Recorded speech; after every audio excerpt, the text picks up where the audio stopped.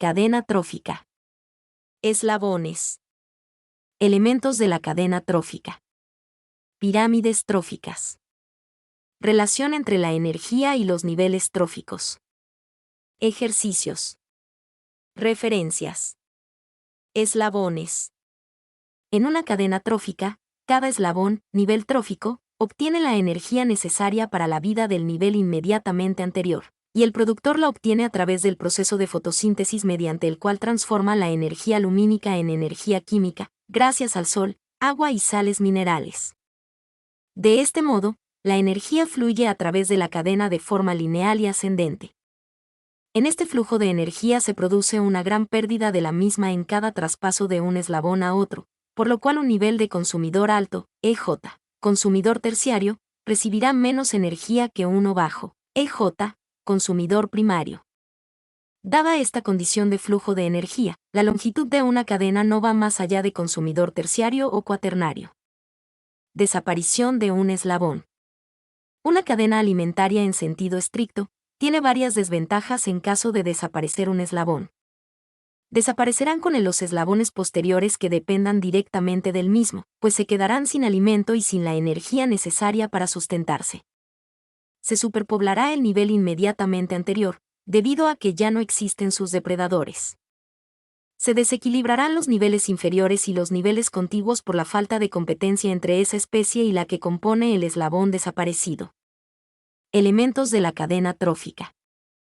En una biocenosis o comunidad biológica existen productores primarios.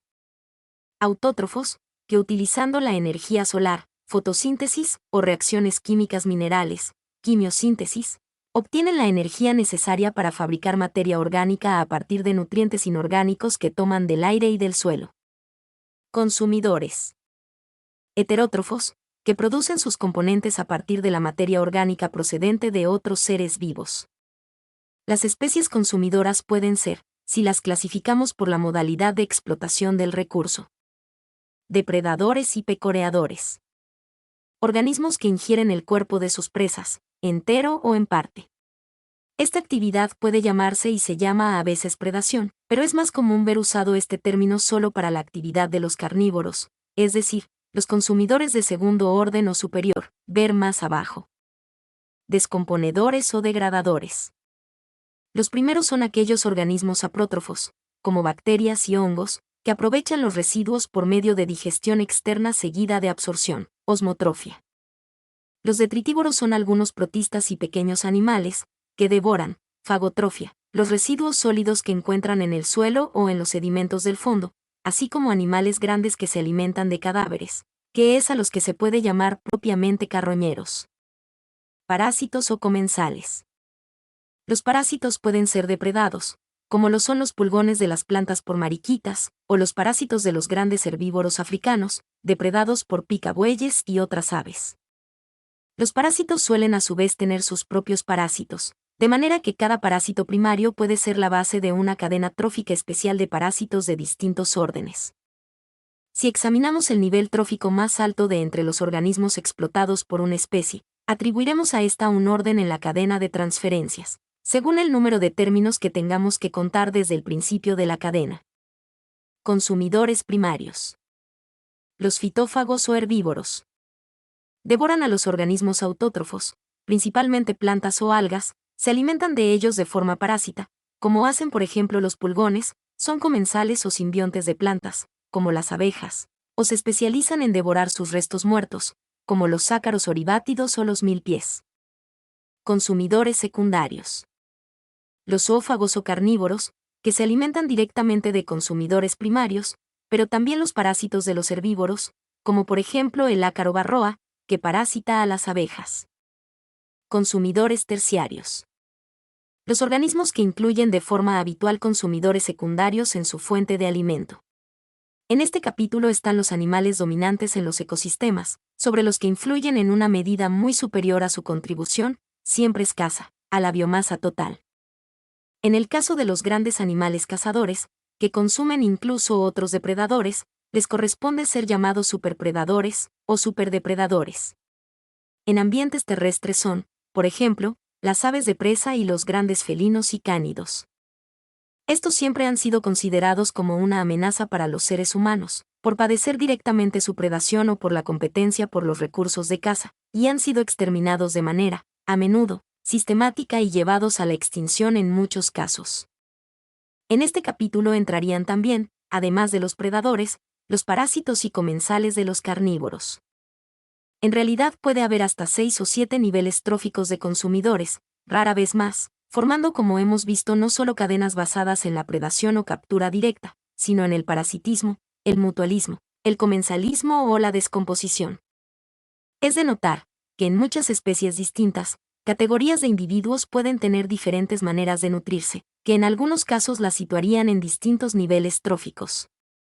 Por ejemplo, las moscas de la familia Sarcopagidae son recolectoras de néctar y otros líquidos azucarados durante su vida adulta, pero mientras son querezas, larvas, su alimentación típica es a partir de cadáveres. Están entre los gusanos que se desarrollan durante la putrefacción.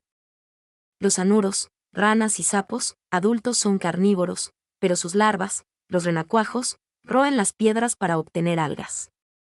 En los mosquitos, familia Culicidae, las hembras son parásitas hematófagas de animales, pero los machos emplean su aparato bucal picador para alimentarse de savia vegetal. Pirámides tróficas. La pirámide trófica es una forma especialmente abstracta de describir la circulación de energía en la biocenosis y la composición de esta. Se basa en la representación desigual de los distintos niveles tróficos en la comunidad biológica, porque siempre es más la energía movilizada y la biomasa producida por unidad de tiempo, cuanto más bajo es el nivel trófico. Pirámide de energía. En teoría, nada limita la cantidad de niveles tróficos que puede sostener una cadena alimentaria. Sin embargo, hay un problema. Solo una parte de la energía almacenada en un nivel trófico pasa al siguiente nivel. Esto se debe a que los organismos usan gran parte de la energía que consumen para llevar a cabo sus procesos vitales, como respiración, movimiento y reproducción. El resto de la energía se libera al medio ambiente en forma de calor. Solo un 10% de la energía disponible dentro de un nivel trófico se transfiere a los organismos del siguiente nivel trófico. Por ejemplo, un décimo de la energía solar captada por la hierba termina almacenada en los tejidos de las vacas y otros animales que pastan. Y solo un décimo de esa energía, es decir, 10% del 10%, o 1% en total, se transfiere a las personas que comen carne de vaca. Por ello, cuantos más niveles existan entre el productor y el consumidor del nivel más alto en el ecosistema, menor será la energía que quede de la cantidad original. Pirámide de biomasa. La cantidad total de tejido vivo dentro de un nivel trófico se denomina biomasa. La biomasa suele expresarse en términos de gramos de materia orgánica por área unitaria. Una pirámide de biomasa representa la cantidad de alimento potencial disponible para cada nivel trófico en un ecosistema. Pirámides de números. Las pirámides ecológicas también pueden basarse en la cantidad de organismos individuales de cada nivel trófico. En algunos ecosistemas, como es el caso de la pradera, la forma de la pirámide de números es igual a las pirámides de energía y biomasa. Sin embargo, no siempre es así. Por ejemplo, en casi todos los bosques hay menos productores que consumidores. Un árbol tiene una gran cantidad de energía y biomasa, pero es un solo organismo. Muchos insectos viven en el árbol, pero tienen menos energía y biomasa.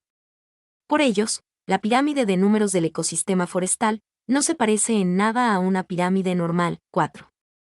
También se suele manifestar este fenómeno indirectamente cuando se censan o recuentan los individuos de cada nivel, pero aquí las excepciones son más frecuentes y tienen que ver con las grandes diferencias de tamaño entre los organismos y con los distintos tiempos de generación, dando lugar a pirámides invertidas. Así, en algunos ecosistemas los miembros de un nivel trófico pueden ser mucho más voluminosos y barra diagonal o de ciclo vital más largo que los que dependen de ellos. Es el caso que observamos, por ejemplo, en muchas selvas ecuatoriales donde los productores primarios son grandes árboles y los principales fitófagos son hormigas. En un caso así, el número más pequeño lo presenta el nivel trófico más bajo. También se invierte la pirámide de efectivos cuando las biomasas de los miembros consecutivos son semejantes, pero el tiempo de generación es mucho más breve en el nivel trófico inferior. Un caso así puede darse en ecosistemas acuáticos donde los productores primarios son cianobacterias o nanoprotistas. Relación entre la energía y los niveles tróficos. En esta sucesión de etapas en las que un organismo se alimenta y es devorado, la energía fluye desde un nivel trófico a otro. Las plantas verdes u otros organismos que realizan la fotosíntesis utilizan la energía solar para elaborar hidratos de carbono para sus propias necesidades. La mayor parte de esta energía química se procesa en el metabolismo y se pierde en forma de calor en la respiración. Las plantas convierten la energía restante en biomasa, sobre el suelo como tejido leñoso y herbáceo y bajo este como raíces. Por último, este material, que es energía almacenada, se transfiere al segundo nivel trófico que comprende los herbívoros que pastan, los descomponedores y los que se alimentan de detritos.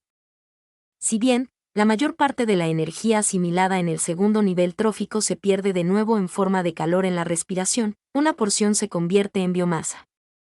En cada nivel trófico los organismos convierten menos energía en biomasa que la que reciben. Por lo tanto, cuantos más pasos se produzcan entre el productor y el consumidor final, la energía que queda disponible es menor. Rara vez existen más de 4 eslabones, o 5 niveles, en una red trófica. Con el tiempo, toda la energía que fluye a través de los niveles tróficos se pierde en forma de calor. El proceso por medio del cual la energía pierde su capacidad de generar trabajo útil se denomina la entropía. Las plantas obtienen la energía directamente del sol por medio de la fotosíntesis. Los animales obtienen la energía a partir del alimento que ingieren, sea vegetal o animal. Mediante la respiración, tanto las plantas como los animales aprovechan la energía, pero disipan parte de ella en forma de calor, que pasa al medio externo. Por tanto, el flujo de energía que atraviesa un ecosistema es unidireccional. Algunos microorganismos transforman la materia orgánica muerta en sales minerales. Las sales son aprovechadas por los organismos autótrofos, y los organismos autótrofos son ingeridos por los heterótrofos. Después, tanto los organismos autótrofos como los heterótrofos mueren y sus restos son transformados por los microorganismos, comenzando de nuevo el ciclo. Así, pues, la materia circula en el ecosistema de manera cíclica. Mi nombre es Demim.